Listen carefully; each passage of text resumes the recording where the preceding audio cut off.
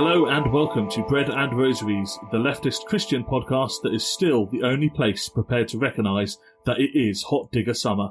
I'm Ben Molyneux-Heathington and I'm joined by Adam Spears and Jonny Bell. Say hi, Adam. Hello. Say hi, Jonny. Hi. Eagle-eared listeners will note that Jonny is not usually the person that we mention in that intro bit. Eagle-eared? Sorry, what? Eagle-eared? Eagle-eyed is the normal thing, but we're not a visual podcast. I'm not sure eagles have that good hearing, to be honest. They're natural predators. I'm sure they have good hearing. Bat-eared would be a normal one to say. You could say that. Yeah. All right, bat-eared listeners. Better. But that just sounds like the ears that have bat ears, either as a collection or some sort of weird surgery they've done. Neither of which I like the sound of. I think you've just got to go with it, Ben. Okay, bat-eared listeners will notice that I introduced Jonny there, and Jonny is not usually on the podcast, except he is now. Jonny, you have joined us as the fourth host. You're not replacing Lou. Lou isn't here because they are on holiday over the summer, but they will be back. So don't write angry letters demanding the return of Lou. But Jonny, you are joining us. You've been on a couple of times before, but this is your first episode as a member of the team. So we're going to treat you so much worse than we usually did. I mean, it would be difficult for Adam to do so, I think, but, you know. That's true. All I'm going to say is recently, Jonny and I both attended the ordination of a friend of ours, right? And I came in slightly late because my motorbike had a flat tyre and because of who I am as a person.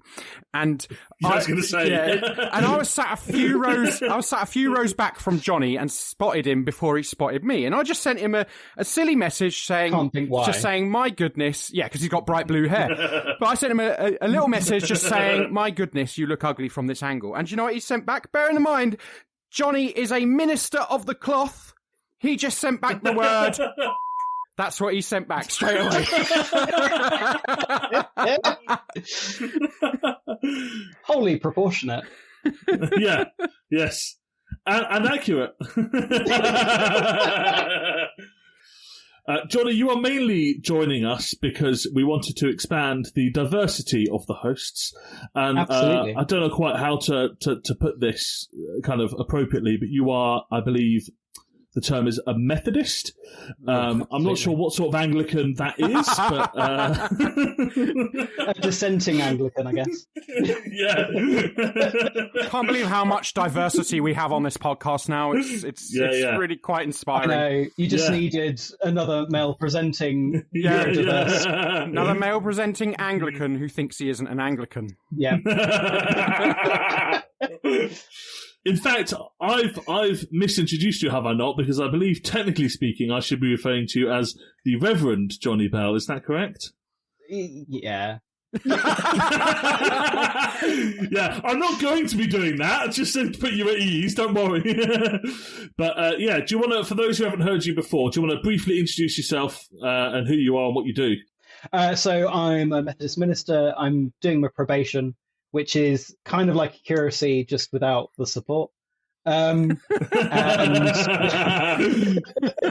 I'm in North Norfolk. I've got 7 churches, and I live with my husband and my dog. And yeah. Can I just say, the fact you're on probation and you've now joined this podcast, you realise that you could still be sacked, right? I don't think I could. I think they need you. Yeah, to say, do the Methodists have enough ministers knocking about to be firing any of them? No. The fact that a probation is not meant to have more than 6 churches, but I have 7, is an indication of something. Yeah, how's that going? Well, I mean, actually, one of them has voted to cease to meet, and their last service is on the 3rd of September. Wow, you're doing well then, Jonny. You're doing so well. Great start. You've already killed the church. In less than a year, they're leaving. But, I mean, it's actually very sad, because, 2 of the people, the families that go there, it was their family that built the church. Oh, wow. And, nearly 100 years ago, and it's having to close, and it's, quite sad, actually. Yeah.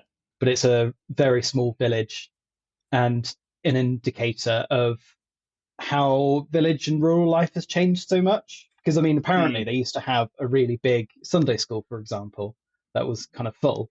But currently got 5 members of that church.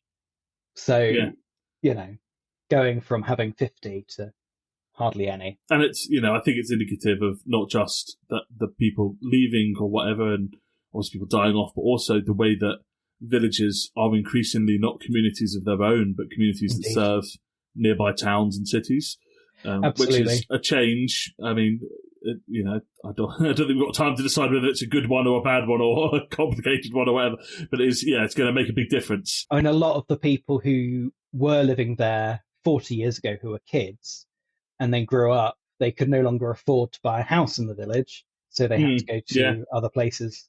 And I'd say that's probably a bad thing. Yeah. And also, 1 in 3 houses, I think, there are holiday homes or second homes as well. So I was going to say, if you being in North Norfolk, is definitely going to be transient population, is the nice way of putting it. Yeah. Cool. Well, it's very exciting to have you with us, Jonny. That is hopefully expanded our team so that we can find it easier to find times to record, put the laughter in there. We'll see how that pans out. But yeah, we are going to crack on today with a bit more of Hot Digger Summer. I hope no one is sick of hearing us talk about diggers yet, because we're going to talk a bit more, particularly about some of the kind of social relations within the kind of digger community and the way that challenged things and what we might, learn and think about from that today. So we will crack on with that. But before we do, we are going to start with what else is on my mind, Grapes. What else is on my mind, Grapes? And what is on my mind, Grapes, today is an article by Adam Kotsko, who I think is a theologian, because I think previously I said I don't want to call him a theologian because it's an insult to someone who isn't, but he is in fact a theologian. I mean, I have quoted him in a lot of essays, so I'm pretty sure he's a theologian. Really? Because if you're quoting him in your essays, I'd assume he's some sort of economist. Yeah, that is true. I do quote a lot of... Well, he's in that arena as well, so,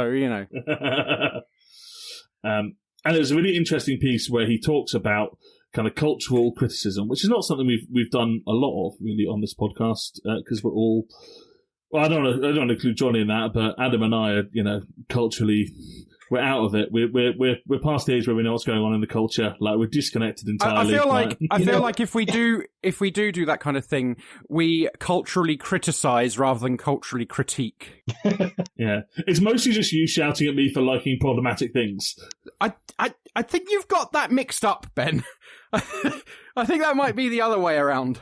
Really? I think previously it's been critiques of me liking Radiohead, was recorded on the podcast, and I think you've been critical anytime I mention rugby as well. That usually comes up as a... So it does sound like you've been mostly critical of me, Adam. I mean, I thought you'd said that you were critical of me, so... Oh, right, I see, no. All I'm gonna say is, like, all the hallmarks of you being a Tory are there. It's so true. That's before we even account for the accent. Yeah, this piece is in The Atlantic. It is called Moralism is Ruining Cultural Criticism. It is by Adam Kotsko, as I said, and it is in The Atlantic. We will link it in the show notes. And it's an interesting piece that basically talks about cultural criticism and the way that it has transformed, and is increasingly about focusing on the moral uprightness of media and the kind of, I guess, moral appropriateness of consuming certain types of media. If a certain piece of media is considered problematic in what it portrays, then it's criticised on that basis, rather than maybe looking a bit deeper at the themes or whatever. And it's an interesting piece, but I thought what was really striking about it to me was the way in which he draws the link between that and the way that kind of the evangelical right have historically approached media, and still do, in terms of looking for reasons that it is basically on their side or against them.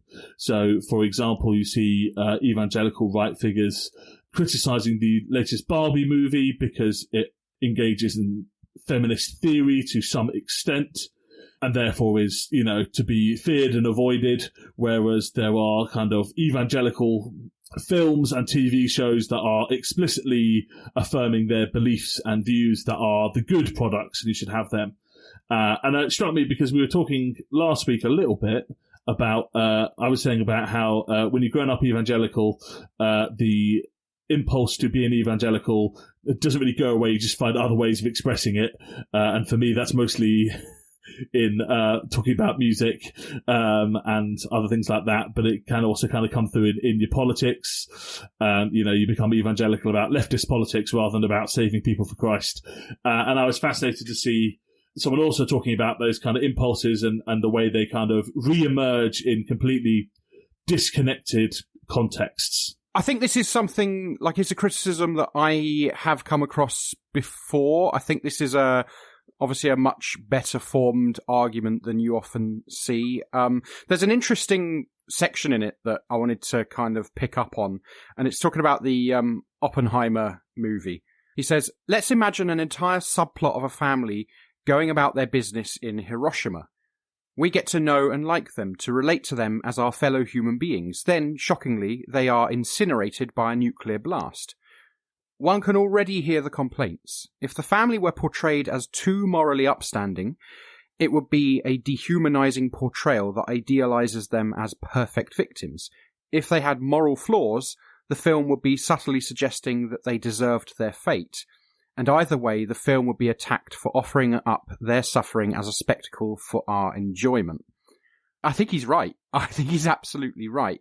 You do see this kind of moralizing kind of more broadly now that isn't helpful. And it's not to say that you can't have a kind of moral or ethical critique of something. If you introduce that as a subplot, that would be doing that potentially quite well. But it does seem that whenever something like that happens, there is often that kind of backlash. Jesus weeps for Gaza. He sees the pain and suffering of the 1.9 million people who have been forced to leave their homes without access to nutritious food, clean water, decent shelter. He hears the cries of the 25,000 orphaned children. He is with all who mourn the 250 people killed every single day. Christians for Palestine UK is a group of Christians who are calling for an immediate ceasefire in Palestine. We don't pretend to have all the answers, but are united in our prayers, hope and action for equality, peace and justice for all the peoples of the Holy Land. Together, we are organising a Christian presence at the National Marches for Palestine and local days of action, where we've been joined by siblings from Sabeel Kairos, Pax Christi, and a whole range of Christian churches. We urge you to join us to act in solidarity with the people of Palestine and call for a permanent ceasefire and just peace. The Very Reverend Canon Richard Sewell, Dean of St George's College in Jerusalem, says, I warmly welcome the newly formed group, Christians for Palestine UK.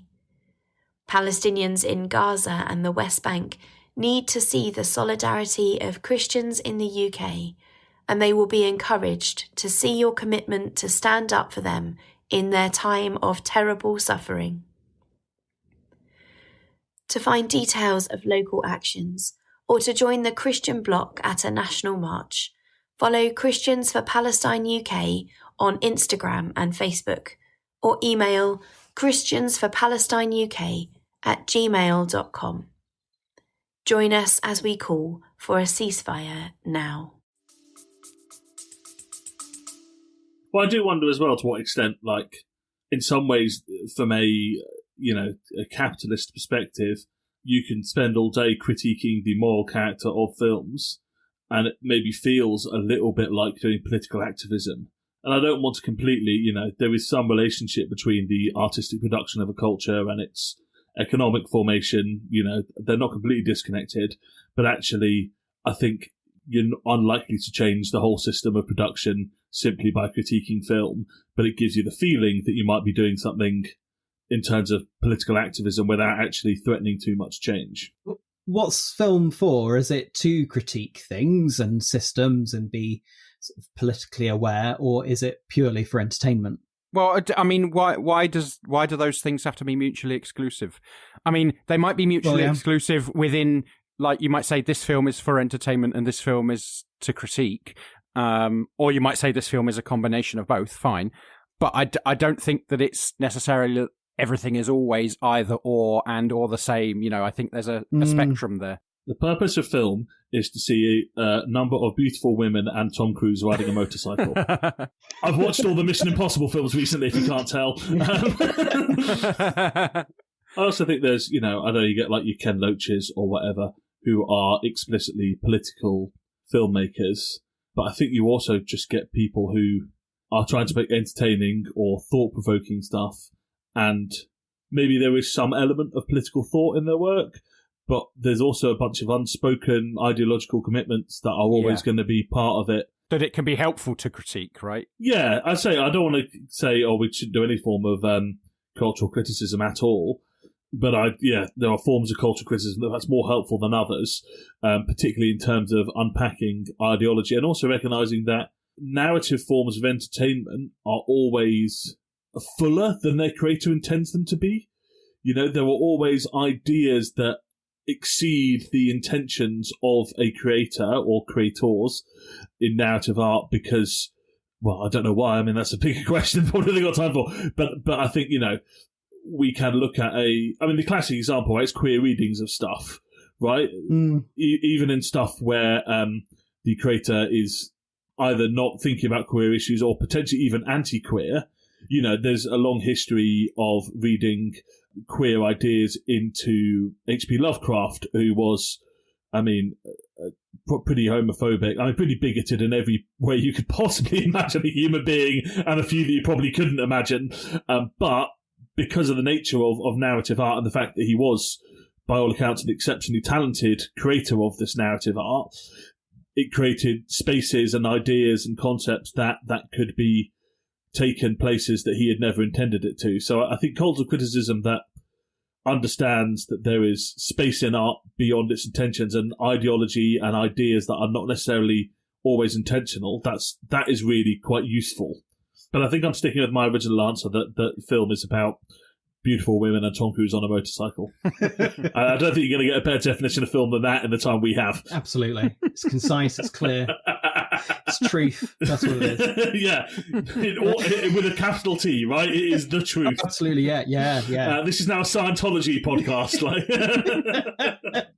Well, speaking of truth, there is something about the article that I found interesting. It's towards the end as he's starting to sum things up.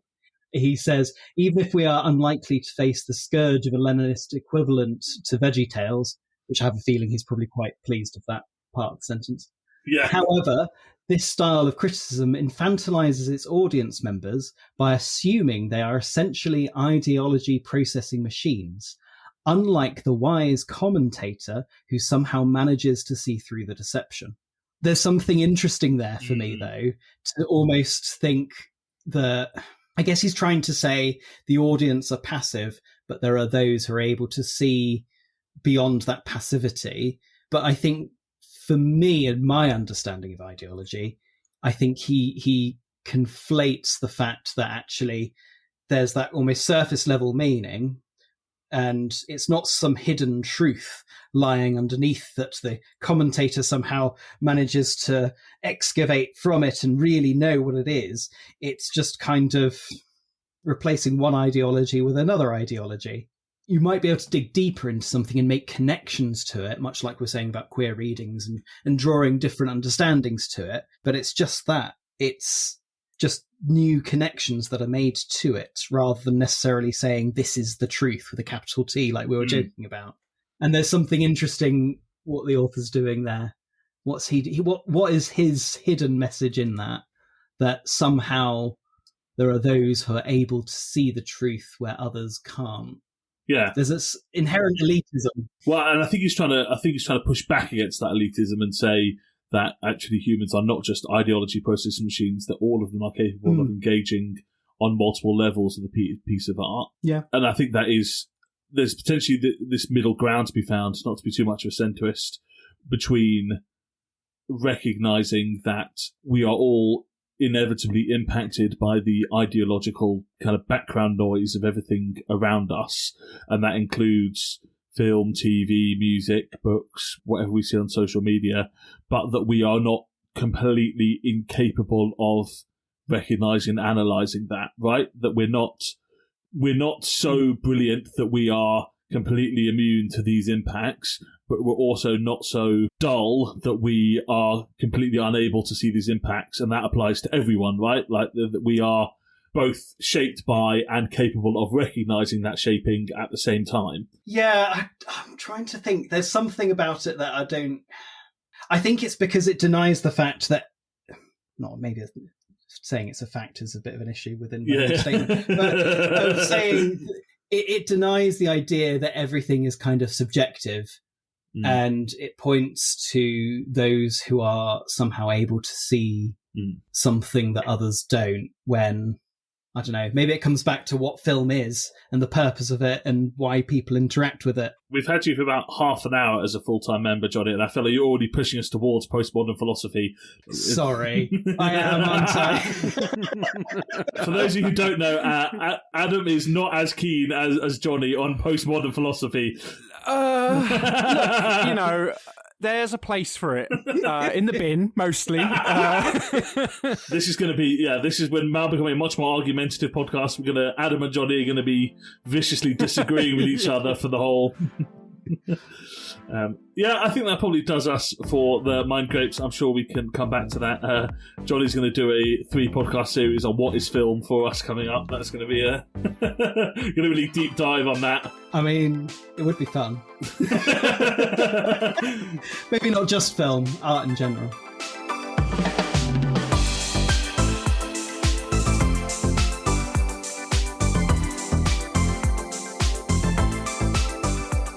Let us crack in onto our main topic of this week, which is talk a little bit about social relations and the diggers. I thought we should start by tackling the question, why are we still banging on about the diggers?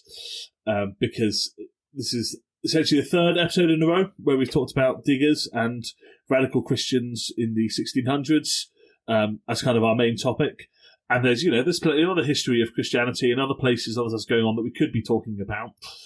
Obviously, part of it is it's easier for us. So, let's not discount that aspect. But I think they're really important and have been important to radical Christians, particularly in this country, for a long time. I think a big part of it is that they actually did something, which is not to be sniffed at. There's lots of radical Christians who have written stuff and had big ideas.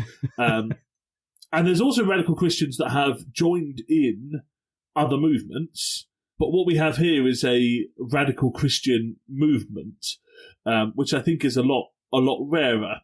And that's certainly not to say that we should be, having our own movements today that are exclusively for Christians, because I don't think that's necessarily a good idea. But there's something particularly powerful to draw on and think about in that it was a specifically radically Christian movement that makes it so rich a part of history to draw from. And also they wrote a load of stuff, that there's a load of sources that we have that, again, is not necessarily common, but particularly in this period, because of the recency of the printing press and the fact that this is a period of quite radical upheaval and change, we have loads of writings that have been proliferated and survived from places that we a lot of the time just don't hear from. So it's a really rich period to try and draw from. So we are not going to be a exclusively Diggers podcast for the foreseeable future, but we did want to spend a little bit more time chatting about them a little bit. I hope that's all right with everyone. I hope that's all right with you two as well. I just kind of said we should do it and you two agreed. So yeah, why not? Couldn't think of anything better. Yeah. And there is something quite good about drawing on people who were at the beginnings of capitalism. Now we're kind of approaching late capitalism. There's almost this perhaps book ending of it. Yeah. Someone I know wrote an essay, a very good essay, I must say, that used the term late stage capitalism, saying we're in late stage capitalism. And the comment on that from the person who marked it was, this feels a little optimistic. This is, of course, this is a bugbear of mine, and, we're on about it, but of course, late here means recent, not the end. So late capitalism is just recent capitalism. So if people are listening going, oh, you're a bit optimistic, no. If you know anything about this podcast, it's that we're not optimistic. I think there's also an element of it should be late in the other sense, right? Like it isn't necessarily, nobody knows really where it's going to go. But if there was any justice in the world, we'd be approaching the end of capitalism. So yes, we're going to carry on talking about diggers for a little bit. And I wanted to talk a little bit today about some of the social relations stuff, because it feels to me as though there is a focus generally on the economic aspects of the diggers. The fact that they try to grow their own food and they kind of essentially opt out of the capitalist production that was just starting to emerge is, and I think that's really super important. But when you look through some of their writings and stuff, they're very clearly relinking their beliefs about the economic situation to their social beliefs. And, the people dealing with them, their enemies at the time, certainly felt the same. They get accused a lot of being drunks, fornicating. They denounce ranters, so they're not as, we talked about ranters last time with Ibiza Cope. They're not as extreme as that. In fact, Winstanley himself says that that's not an acceptable thing to be. But you've got Puritans in charge of the country at this time, and they are definitely not Puritans. I think it's probably also important, sorry to interject, to say that whilst they did reject ranters, and most of them quite clearly rejected ranters, part of what kind of spelled the end for the diggers and later caused Winstanley to rethink a lot of his ideas, because there's a clear there are clear stages in Winstanley's thinking, right? But part of that was that there were ranter elements within the diggers more broadly that Winstanley came to realise, well, in his own understanding, made him question what he had previously thought about human nature. So it made him rethink some of what he had thought. So it's not that they were entirely separate groups as such. They were, except that the ranters were not really a coherent group, so much as having elements within other things, within Quakerism and within the diggers. And so the diggers, like the prominent names within the diggers, did reject the ranters, but they kind of did that in large part because there were ranter elements within the diggers. Yeah. It's similar with Quakerism, right? In some ways, the result of Quakerism that emerges is partly because the leaders of Quakerism were trying to distance themselves from the ranters. And the reason they felt the need to do that is that there were ranter-type elements within Quakerism from the start. And so you can assume, I think, fairly, that the diggers also had at least some overlap with ranter thought. Yeah. I think Liv, who we had on a couple of episodes, pointed out in one of her wonderful blogs that we will link to, that they're treated both as this kind of threat to society and also as a bunch of fools. And I think that's quite revealing, right? That they're ridiculous, they're foolish, and they're also a serious threat to the established order. And the manner in which, again, that's done, it seems a lot more focused on the social aspects of it, rather than no one's saying they're fools because they're going to grow their own produce, but because of the way they're choosing to live and relate to each other. And they get accused of believing in the community of women, which is essentially just being one big polycule. And it's always a fascinating thing. I think Marx himself was accused of this previously, and he wrote a really interesting response that was basically amounts to the fact that when I say that all property should be shared equally, you say that means women are shared equally, shows me what you actually think about women. We don't think of women as property. That's a kind of a thing. But it's a common response, right? Like when people say we share things equally, it's like, what about women? And it's like, well, I think you probably told on yourself a bit about what you how you view the relationship to women there. But yeah, it is absolutely fascinating. And the way they're constantly linking their activities and the social world that they think we should be inhabiting. And I just want to read a little bit from the start of the True Levelers Standard Advance, which is one of their first publications. This is right at the very beginning. I'm going to read a little chunk of it because I think it tells us a lot about their thought.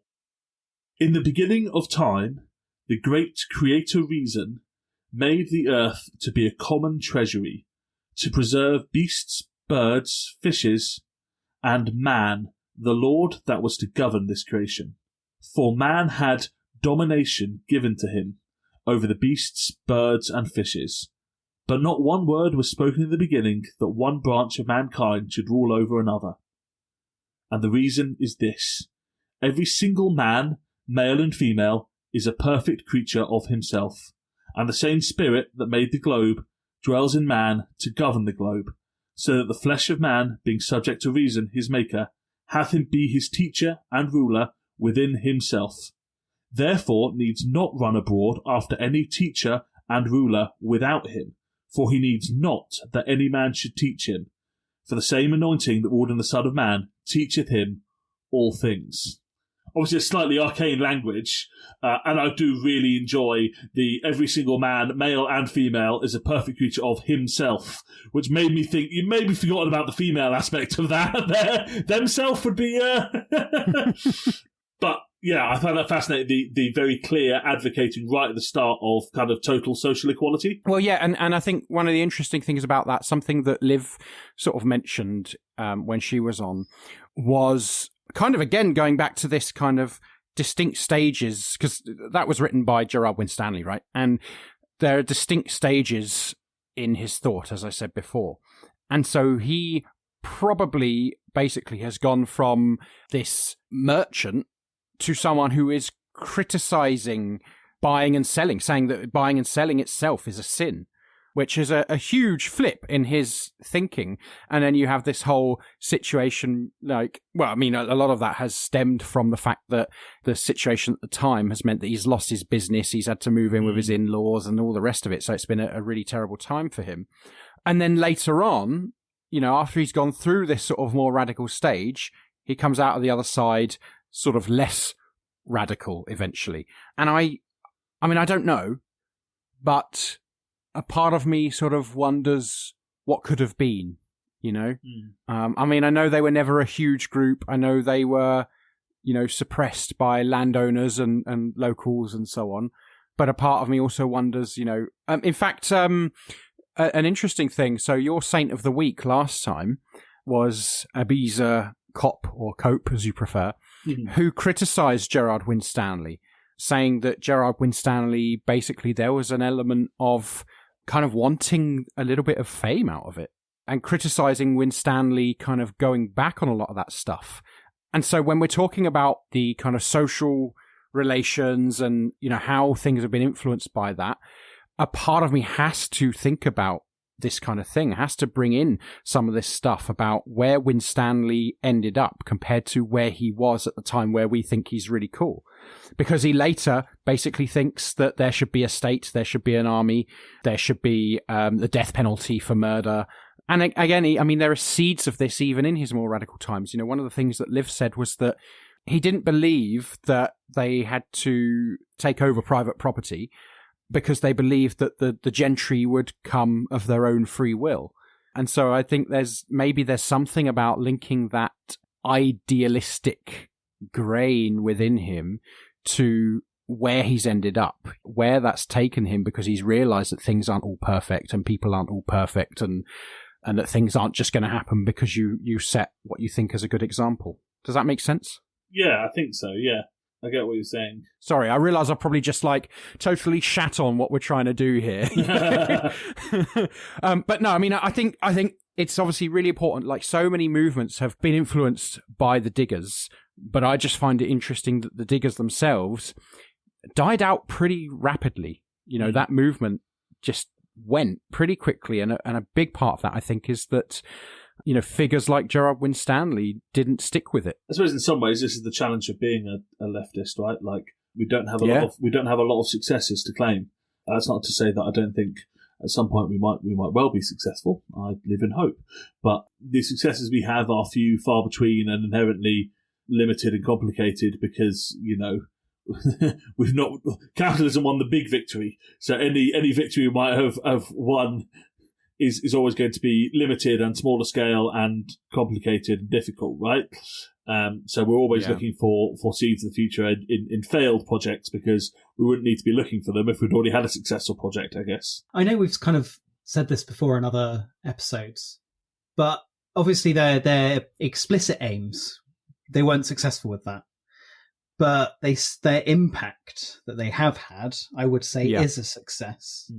And there's almost, things don't have to have a sort of defined thing doesn't have to have a huge amount of longevity in order to be successful and continue, if that makes sense. But how are we defining success here? Because I'm not always necessarily sure that success is a helpful way of thinking about this stuff.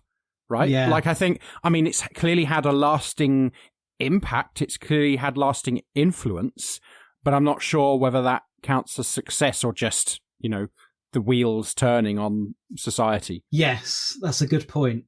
Though I wonder if there could be a parallel of, it's almost like, during COVID when Black Lives Matter had its resurgence and people were really like, yeah, let's do this.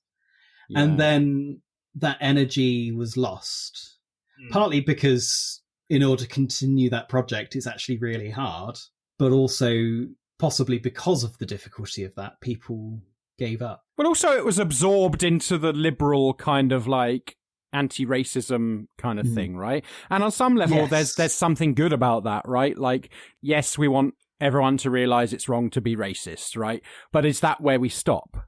But I do think, that's a good example because for all that you're right, it ultimately got, and I think particularly was effectively reabsorbed in this country into a kind of liberal, I was always struck by players taking the knee in a kind of pre-set out segment at the start of a sports match rather than during the national anthem, which is obviously where it all started. And that always felt very like, we're not going to fight against it, we are going to absorb you to neutralise your threat sort of thing.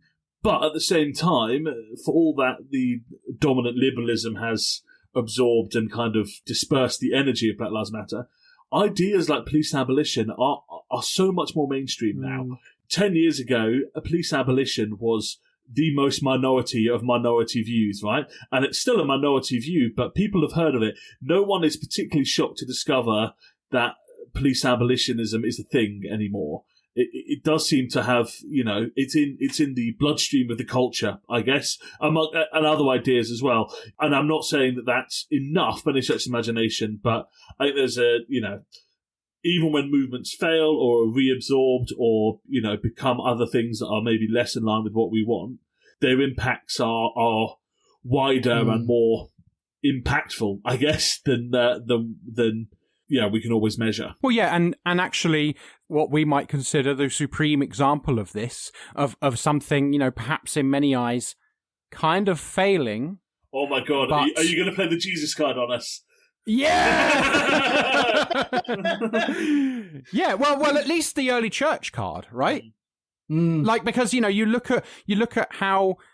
how early Christianity, I should say Christianities, really, how they often structured themselves. And that was sort of fairly recognizably primitive communist, right? And that way of being a Christian, if not dying out, then it certainly became far, far from the norm. And I think we would all probably agree that actually there's more of a Christ-like kernel, if you like, in that than there is in, say, establishment Christianity today. And that's and I want to be careful not to be doing the kind of like, we need to get back to the roots, like I have a little sympathy for that as far as it's helpful, but actually I think so often that just it's not an entirely helpful. We don't live 2,000 years ago. There was no right. There is no returning. When none of us are first century Palestinian Jews, itinerant preachers. Yeah. And it's often an imagined past that actually probably doesn't reflect what actually happened. And I'm pretty glad we've got things like anaesthetic now. I certainly wouldn't be alive back then. Right? Like, I wouldn't have survived birth. Yeah. So.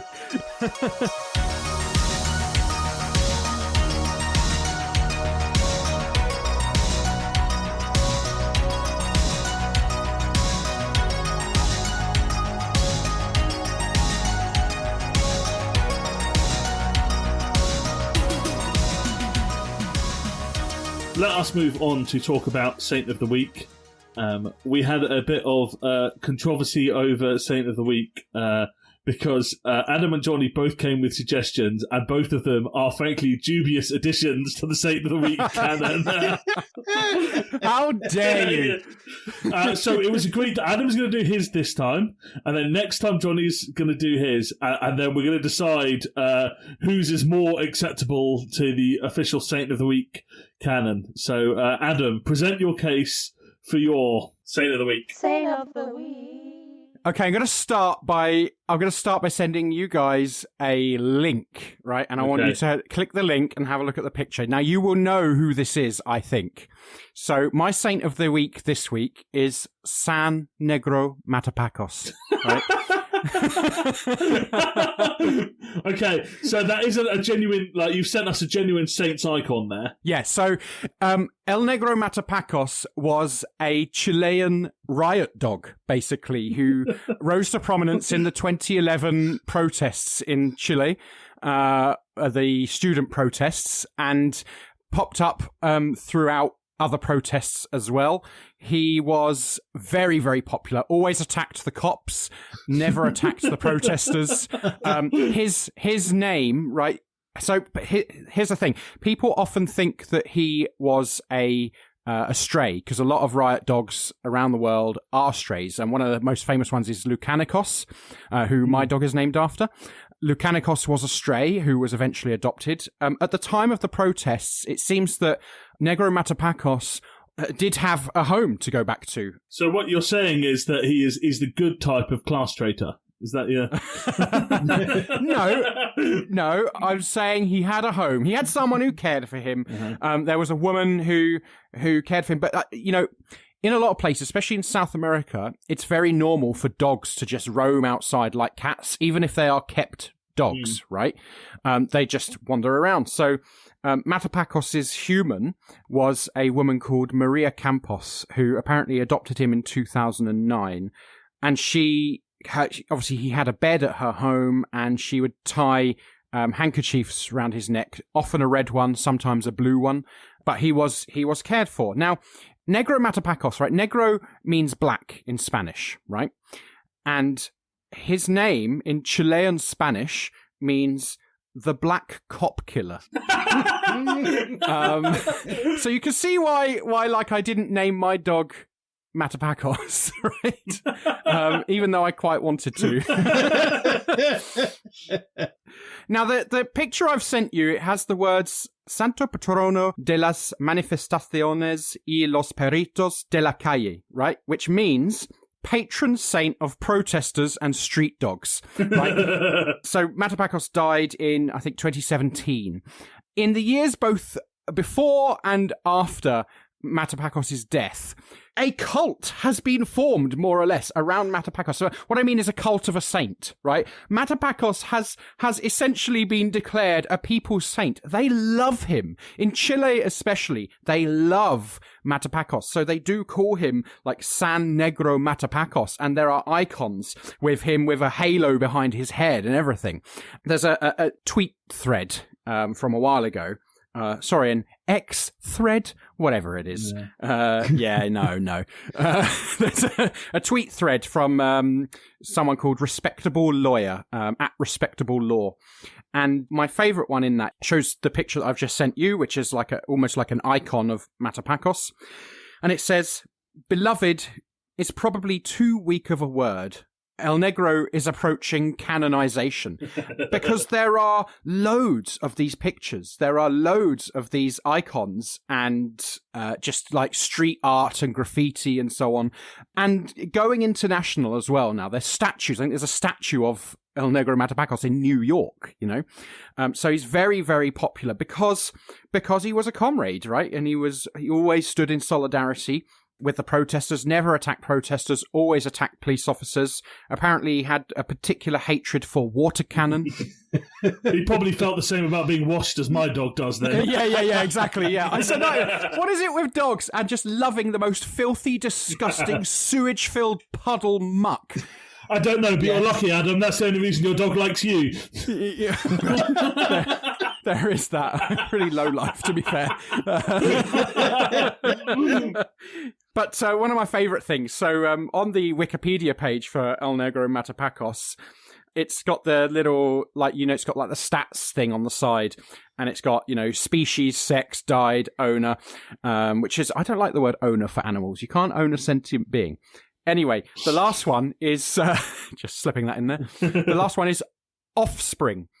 Negro Matapacos, not only was Negro Matapacos a saint, Negro Matapacos was a Chad, right? Because he has...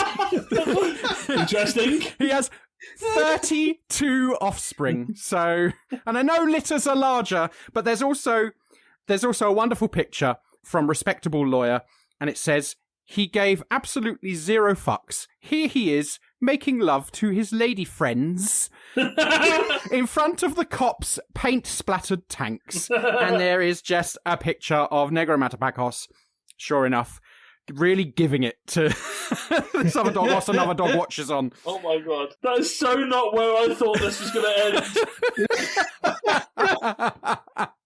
So that is my saint of the week, San Negro Matapacos, the patron saint of protesters and street dogs. To my knowledge and memory, that is the only saint of the week that has had public sex. Just you wait for my one. Wow, that is... Yeah, you got to tune in next time because that is a heck of a teaser there. That's fantastic, Adam. I have to say that I was dubious when you told me it was a dog you were going to nominate as Saint of the Week, but it does seem to be a genuine people's saint. So, yeah. Yep. Thank you very much for sharing that. Saint of the Week. One of the ideas that I think is in the kind of bloodstream, that's the metaphor I'm using for some reason. I don't like it, but it's what I've gone for. It's quite an early recognition of this, is that binding together of economic and social realities in what the diggers do. And, you know, one of the things that I was really struck by, and I talked about this last week as well, that Liv mentioned, is that the diggers don't use common land in the way that common land has traditionally been used. They reclaim it for the common people, but they use it in different ways. And as I was doing some reading, one of the things that suddenly struck me, that I've heard a lot of chat about diggers that I've never really grasped before, is one of the things they do is build houses on the common land. And actually, I think it's an underappreciated, at least to my experience, aspect, that it would have been really easy for the diggers to set up farms on the common land and then go back to where they're living in the evenings, then go back the next day and do the farming stuff. But actually, they chose to live together on the common land, build their own houses there, and live in a very specific community. They didn't just say that the way that we're producing stuff doesn't work, food prices are too high, and we should have the right to grow our own food on the common land, so that's what we're going to go and do. They said, we're going to go live on the common land because that is our land that belongs to us. And it's, I guess, a bigger claim, but it's a social claim as much as an economic claim, right? They're kind of claiming that they should be allowed to live in these communities. And there's something that they talk about the work they're going to do, and they say, you know, this is the work we're going to do. And then they talk about the reasons they're going to do it. And it's very community focused. It's not just like, we're going to do it because we have the right to do it and it's how we feed people. But they're saying we're going to do it because we want to live together as a community of human beings. And I'm really fascinated by their recognition, implied rather than specific, but their recognition that they can't just transform production, they have to also transform the way they relate to one another. And as I say, one of the things that gets them a lot of criticism and is one of the things the enemies throw at them is their belief in kind of complete social equality. Lord Fairfax is actually quite upset by the fact that Winstanley and Everard do not take their hats off in his presence, because as far as they're concerned, he's a fellow creature, so why would you take your hat off? But obviously this is an extremely rude thing. And although I joke about them saying himself when they're talking about male and female, the fact that they say that men and women are equal, alike, and have the same access to God, like as every other human creature, is, so powerful and so, on the face of it, unnecessary for what they're trying to do. They could just start with, people need to eat, food prices are bloody high, let us just eat some damn food on the commons that no one else is using. Also, it was apparently the land that belonged to the king, and we lopped his head off, so it should be our land now. Okay, great. But they don't start with that. They start by setting out their beliefs about how all human beings are fundamentally on the same level. And I think that's a very fascinating, I think it's the right starting point, but I find it interesting that they start with those questions of social relationship, not economic production. One of the things that I think they didn't go far enough was to still see humanity as having dominion over the earth and creation as a God-given thing, rather than seeing non-human animals and creation as a whole as something to, I suppose, have that a co-creation type thing rather than a domineering type thing. And I think they were still perhaps of the time, but I think they could have gone a bit further with that. So the land isn't just for humans to use and thrive off, and perhaps in some people's views exploit, but to share it with non-human animals as well. Yeah, absolutely. But I do think there's something, they're operating at a time when you would ground most of what you were saying in that kind of, in a kind of moral argument, wouldn't you, right? Like, we haven't had like this sort of scientific kind of, materialistic, really, critique come in yet, really. But what I find fascinating in this is that actually there's an argument to suggest that what I think is a fairly key impulse, a fairly key focus on the value of labour, the value of work, had some influence, perhaps not loads, but some influence in sort of later arguments in favour of a labour theory of value. So Marx specifically, very briefly, mentions them in relation to this. And so I think that element of what they were doing is, maybe they didn't overtly start with that, but I think it was always in there. And actually, I think Winstanley later takes that too far when he argues that basically, that it should be made law that you have to labour, that everyone has to work, and if you don't work, basically you don't eat, kind of thing. But that, I think, comes out of their sense of equality, doesn't it? That sense, the message they say from the start is, if you're prepared to come and join us and work with us, we will feed you. No questions asked. Doesn't matter who you are, whatever, your social standing, any of the rest of it. But I agree that obviously then there is questions about, actually, if you're saying everyone has to work, then, there's more complexity to that. I totally agree. But I do think it kind of starts with that, sense that they're a completely open community. If you want to come and be part of our community, we will feed you and look after you and house you and all the rest of it. All you have to do is come and get involved. And I think that's quite a powerful message, I guess, in some ways. Yeah, I mean, and I don't disagree with that.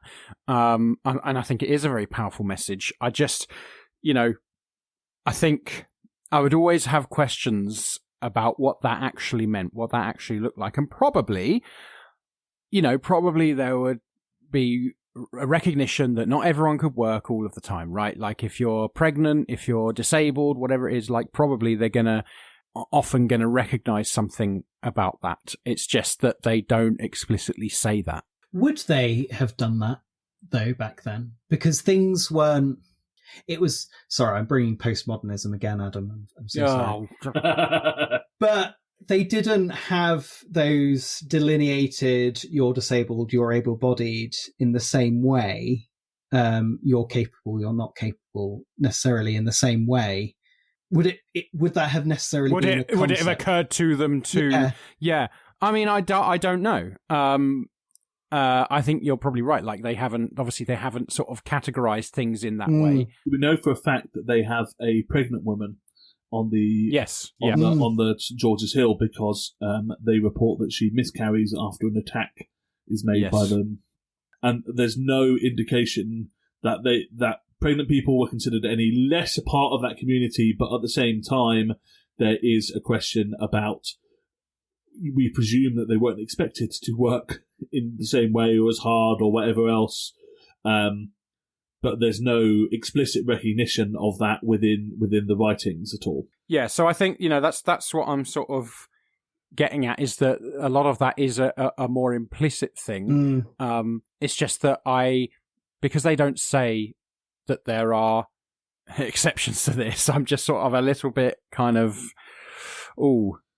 maybe we need to... I mean, what I'm trying to do is I'm trying not to idealize the Diggers. Like, I really love the Diggers. I take so much influence from them. But, like, I think there's a danger if we idealize them too much. Yeah, I think I get that. I think as well, though, I think we have to recognize that what we have is some writings, but they are, and I mean this in a non-judgmental way, they're propaganda writings, right? Yeah. So what we are dealing with is not a systematized approach to... I think when Stanley does write something like that a bit later on in his life, doesn't he? But in terms of the actual Diggers, we are not looking at a systematized program of how to, run a new type of community. What we're looking at is a bunch of short pieces of writing designed to defend themselves, to proclaim what they believe, and to try and attract people to join them. So I think we just have to be aware that we're not looking at the internal runnings of this community or the principles necessarily they run under. We're looking at the things that they want to tell the world about. And I wonder, to offer that non-idealizing view, whether his views later on in life does actually reflect what he believed at the time to an extent. So the kind of the ethics that they would have lived by were far less radical than that propaganda that they were putting out would have implied. So the kind of worries that Adam has of, what would have actually been like for people who were different, essentially, and how they would have been taken care of within that community. And I think for me, there's a thing about they're actually quite at pains to paint themselves as pretty normal. One of the things about their rejection of ranterism is that they're kind of saying we're not really the extremists here, and in some ways they're piggybacking off the anti-royalist kind of cause, particularly in that the reason they're saying that St. George's Hill is free to a good home is because it was land that was legally recognised as belonging to the king, and we got rid of the king, so it now belongs to the people. That was the whole point. Yeah. So they're kind of piggybacking off that cause and trying to kind of say we're just the people who took this to its logical conclusion. We're not weird. We're not sharing our wives. We're just people eating together, trying to grow stuff together and make a good life together. So it's interesting, in some ways, the social formation of their community on one level is not particularly radical, apart from the fact that it's a refusal to do things in the way that everyone else is doing them. But on one level, they weren't living in a particularly radical social formation. They were just living in a separate social formation, and that was one based on equality and looking after everyone. And that was radical enough, even without any additional radical social transformation. There's something that this sort of reminds me of a little bit, actually. Whenever I sort of criticize someone from history, often people like Churchill, you always get these often liberals, but others too, who will be like, well, you can't judge people from the past by the standards that we have today. And it's like, maybe there's some truth to that, but if we refuse to do that entirely, then it's that classic thing of those who don't know history are doomed to repeat it, right? But also, so many of these figures we're criticised by their contemporaries, right? There have always been people who are willing to say what you are doing here is wrong, or I disagree with this, or you need to rethink this, right? And that's true of Churchill. It's also true of figures like Winstanley, right? So it seems, apparently, so I have a book by Peter Marshall in front of me, which is a history of anarchism, which is a wonderful book. And he says that it seems that Winstanley basically, when it all sort of disintegrated, that he disappeared into obscurity and seems to have become a prosperous farmer and possibly a Quaker, right? But it goes on to say that the ranter Lawrence Clarkson accused him later of misusing his reason to hold sway over others and to win personal fame. And this is a quote. It says, "There was self-love and vainglory in his heart." And he also says that his, quote, "most shameful retreat from George's Hill with a spirit of pretended universality to become a mere tithe-gatherer of prosperity." Right, and this is like really quite a potent attack on Winstanley. And if what he's saying is true, then that is something that I think it's really important to use as a way of contextualizing what happened. Because for me, that kernel of failure is the wrong word, but that maybe a kernel of, what he calls vainglory, maybe that's there. Maybe that's something, maybe that's a warning to us, because, we can love what the diggers did. We can love the ideas of having a community that rejects how things are. But if we're going to run back, as soon as things get, not as soon as, but like when things get tough, if we're going to run back and become prosperous, farmers and presumably landowners, what are we here for? Yeah, I get that. And I think I'm finding myself feeling a bit defensive of Winstanley and the Diggers, partially because I'm not an anarchist. I'm like, me goddamn too. anarchists. But honestly though, me too, right? Because I really love Winstanley. I really love the Diggers. And actually, I know that Liv would caution us against applying, modern terminology to them, but there's a hint of the anarchist in the Diggers, for sure. Yeah, for a start, they failed. Wow. Okay. It's been They're a good not run. anarchists, Adam. They actually did something. Come on. All right, so what is this, episode 41? I'm glad you've got a new co-host, because... I feel like it's been a while since I've made cheap cracks at anarchism, so it's nice to be back on my usual... I'll just present them to you on a platter, shall I, as usual. I find the whole thing about... I'm always a bit suspicious of accusations of that person's a self-promoter. Not in... there are some contexts that I think it's absolutely the case. But I also think, I suspect almost certainly Winstanley liked the fact that he was the figurehead and a bit of a known person for this stuff. But I think that's just...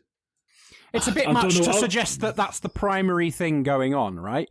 Like Winstanley's human, but... I don't want to be too like human nature as a fixed thing or whatever, because, I'm not... I think human nature is more changeable and complex than that. All right, Johnny.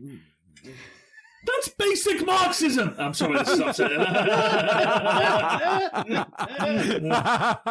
am going to get postmodern with this, but that starting point was definitely not.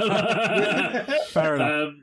I think there's something about, like, I don't know, what are we asking of people? To pretend not to be vain and self-serving sometimes? Or to ask people to accept that they are sometimes vain and self-serving, but also capable of being self-sacrificial and community-focused, and that you're always going to have complicated and mixed motives, and that some of those are even going to be unknown to yourself, right? I think there's a more complex thing going on.